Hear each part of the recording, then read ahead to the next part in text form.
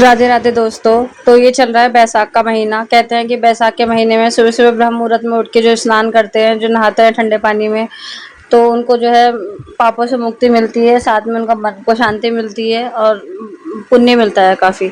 तो मैंने सोचा मैं पूरे महीने नहीं नहा पाई, लेकिन लास्ट के 5 दिन कहते हैं अगर जो लास्ट के 5 दिन भी नहा लेता है, मतलब कि आज एकादशी से पूर्णिमा तक, उनको भी पूरे महीने का फल मिलता है। तो मेरा बच्चों का साथ है, मैं पूरे महीने तो नहीं नहा पाई, तो सोचा आज से शुरू करती हूँ और पूर्णिमा तक नहा लूँगी। और बच्चे सो रहे थे, 4 बजे उठ गई थी सुबह, तो बच्चे सो रहे थे, मैंने सोचा अभी बच्चों को डिस्टर्ब होगा अगर मैं जो है लाइट वगैरह जलाऊँगी तो। सबसे पहले तो ढूँढ-ढाँड के मेकअप कर लिया था, क्योंकि किट नहीं मिल रही थी, किट में अंधेरे में सामान नहीं मिल रहा था। किट तो मिल गई थी, लेकिन किट अंधेरे में सामान नहीं मिल पा रहा था।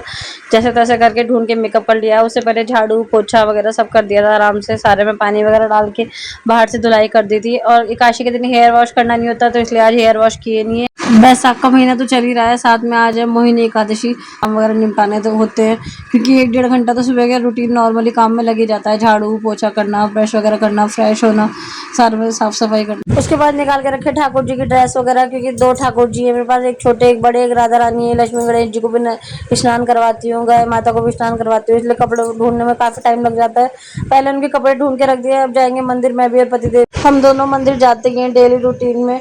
उसके बाद आगे रियांश को भी रेडी करना है, इसलिए जल्दी जल्दी करके सुबह सारे काम निपटाने होते हैं। रियांश का स्कूल है, 7 बजे वैन आ जाती है पूरे। और अब तो सरकार ने रूल कर दिया है और जल्दी के स्कूल कर दिया है कि सुबह बच्चे और जल्दी आएंगे, और धूप की वजह से जल्दी छुट्टी हो जाया करेगी बच्चों की। तो स्नान वगैरह तो मैं इस मंदिर से आने के बाद कराऊंगी। फिलहाल उनके वस्त्र निकाल के रख के जा रही हूँ, मंदिर होके आ जाती हूँ। मंदिर से आने के बाद फिर घर की भी पूजा पाठ होती है, सारे भगवान जी को नहलाऊंगी, रियांश का टिफिन तैयार करूंगी, रियांश के पापा के लिए पकौड़ी बनाऊंगी, उनका कोटू की पकौड़ी बनाऊंगी फास्ट वाली। टाइम होने वाला है उठाने का उसे। देखिए 5:15 तो हो गया है, इतने मंदिर से आएंगे, इतने 5:45 बज जाएंगे। फिर रियांश को उठाना है, क्योंकि 7 बजे उसकी वैन आ जाती है। आके मंदिर से फिर मैंने सारे भगवान जी को नहलाया, गाय माता को नहलाया, सबको कपड़े पहनाए सुंदर सुंदर, क्योंकि आज एकादशी है। और एकादशी के दिन इन्हीं भगवान की पूजा होती है सबसे ज़्यादा, मतलब कान्हा जी की, राधा रानी की, और खाटू श्याम जी का ही दिन होता है एकादशी का। जब हम ताजा दूध लाते हैं, उसमें से एक कटोरी दूध निकाल के रख देते हैं, उसी से कान्हा जी को नहलाते हैं। थोड़ा बहुत बचता है तो बाकी शिव शंकर पे चढ़ जाता है। हमारे हिंदू धर्म में जो है टीके का बहुत महत्व है।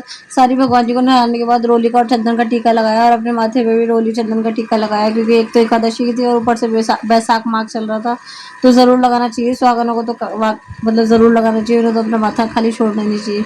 उसके बाद सारे भगवान जी को वही माला वगैरह पहनाई, कड़े पहनाए, इनको सुंदर सा सजाया है, बाल वगैरह लगाए इनके, क्योंकि आप सभी को पता होगा ठाकुर जी को श्रृंगार का कितना मोह है। श्रृंगार बहुत पसंद है ठाकुर जी को भी, राधा रानी को भी, हमारी सज्जा संवरना। बांसुरी तो मैंने दोनों कान्हा जी की अपने चांदी की ला के रख रखी है, घुंघरू वाली। फ्रेंड्स, मैं ब्लॉगर ज़रूर हूँ, ठाकुर सेवा ज़रूर करती हूँ, लेकिन बहुत बड़ी नहीं हूँ, बहुत कम एज में हूँ।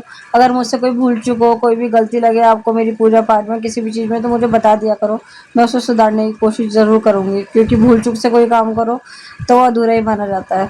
उसके बाद अब मैंने बना ली है पकौड़ी, क्योंकि पतिदेव का भी व्रत है, उन्हें भेजना है काम पे। आजकल वैसे धूप बहुत ज़्यादा है। बेटे के टिफिन में भी वही रख दिया, क्योंकि बेटे को मेरे इसे वो ब्लैक वाली पकौड़ी बोलता है, उसे बहुत ज़्यादा पसंद है।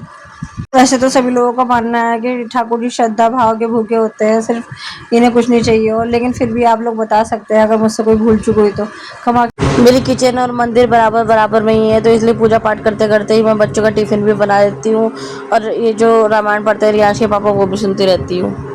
कोई तात तुम पाही, राम काज लगी तब अवतारा, सुनते ही बहु पर्वताकार, मंगल भवन अमंगल हारी, द्रवौ सुदशरथ अजुर बिहारी। तुम प्रभु के बानी बनई विचार करौ खूब जानी, शंकर बचना भक्ति विवेक धर्म जुग रचना, कह प्रभु हर कुमार बन रेहूं, अब उर राहु राखहु जो हम कहूं। फ्रेंड्स, मेरे हस्बैंड जो है ना पूजा करते हैं, वो पढ़ते हैं शिव रुद्राष्टकम।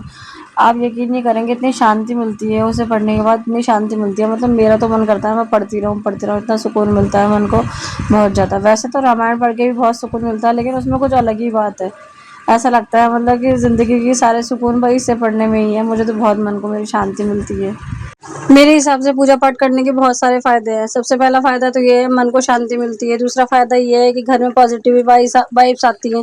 तीसरा फ़ायदा ये है कि आपका कोई भी कुछ नहीं बिगाड़ सकता। आपके कितने भी बड़े से बड़े दुश्मन हों लेकिन भगवान आपके साथ है। आप भगवान की पूजा पाठ में लीन हो तो आपका ना तो मन परेशान होगा, ना आपका कोई वो कुछ बिगाड़ सकता है। आजकल हर किसी की ज़िंदगी में परेशानियाँ चलती रहती है किसी न किसी चीज़ को लेकर। कोई बता देता है, कोई बताता नहीं है। किसी के घर की टेंशनें दिख जाती हैं, किसी की दिखती नहीं है। लेकिन ऐसा नहीं है। दुनिया में कोई भी इंसान परिपक्व नहीं है। कोई पैसे से परेशान है, कोई शरीर से परेशान है, कोई बच्चे से परेशान है, किसी न किसी वजह से कोई किसी को एजुकेशन नहीं मिल पाई सही से, वो परेशान है, कोई गरीबी से बेचारा जूझ रहा है इसलिए परेशान है। तो इसीलिए सबसे अच्छा जो उपाय है वो भगवान की सेवा ही है।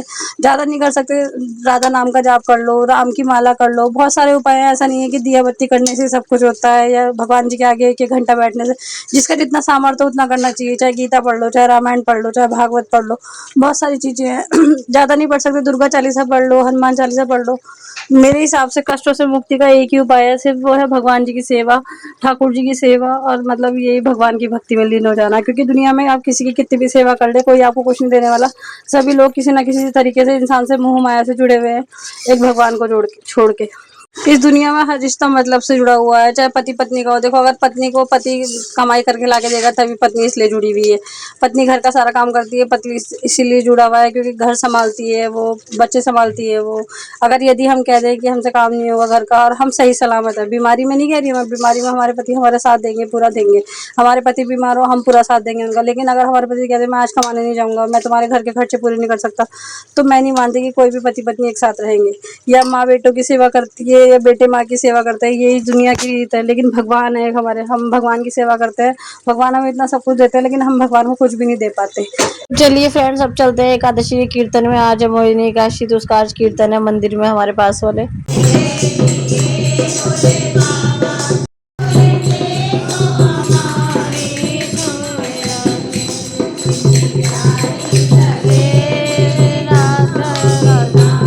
तो फ्रेंड्स, ये था आज का ब्लॉग। ज़्यादा मैं आपसे कीर्तन की वीडियो इसलिए नहीं शेयर कर पाई। जब मैं कीर्तन में गई हुई थी तो मेरे बेटे के जो है हल्की सी चोट लग गई थी, तो मुझे कीर्तन से वापसी आना पड़ा बीच में ही।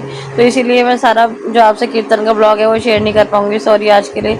तो चलिए फ्रेंड्स, मिलते हैं नेक्स्ट ब्लॉग में। आज का ब्लॉग कैसा लगा कमेंट करके ज़रूर बताइएगा, और अगर अच्छा लगे तो लाइक कर दीजिएगा, नहीं अच्छा लगे तो डिसलाइक भी कर सकते हैं। और साथ में एक कमेंट प्यारा सा राधे राधे का और एक शेयर कर दीजिएगा अगर अच्छा लगे तो। राधे राधे फ्रेंड्स, जय श्री श्याम।